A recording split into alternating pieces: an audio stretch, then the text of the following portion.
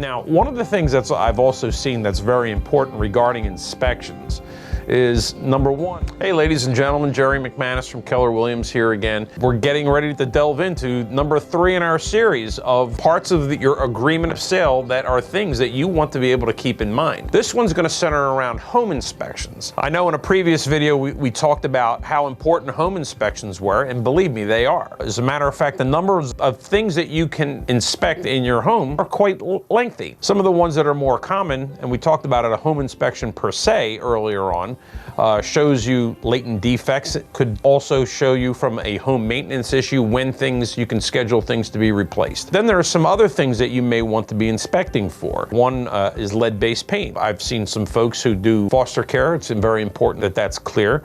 Hazardous waste. One of the biggest things that folks inspect for now is radon gas.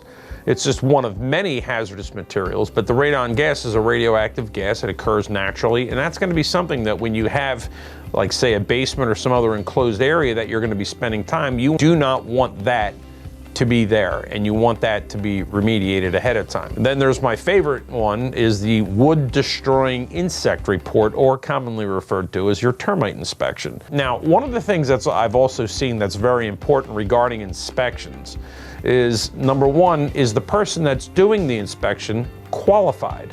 Now, that may seem obvious to you, but let me tell you, it has not happened just a few times in my career where people show up with their Uncle Louie. Yes, that same Uncle Louie who fixed a leaky pipe in 1980 is now their home inspector. No, he's not. The person has to be qualified and recognized in the state of New Jersey that they are qualified in that particular field. So when you're going to have an inspection done, your termite guy isn't going to make comments about your radon. Your radon's not going to be making HVAC comments, and so on and so forth. The other thing that's going to be very important about your inspections is the time frame in which it gets done. You only have a certain period of time where you can conduct your inspections, so you want to be getting people lined up already when you go under contract.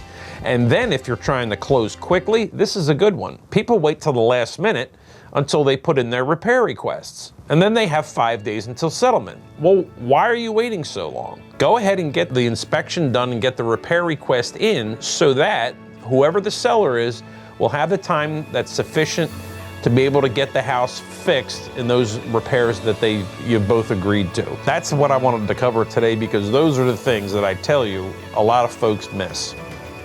Hey guys, don't forget to hit the subscribe button and notification bell. This way we can stay connected. Here's my contact information should you have any questions. Otherwise, I'll see you in the next video.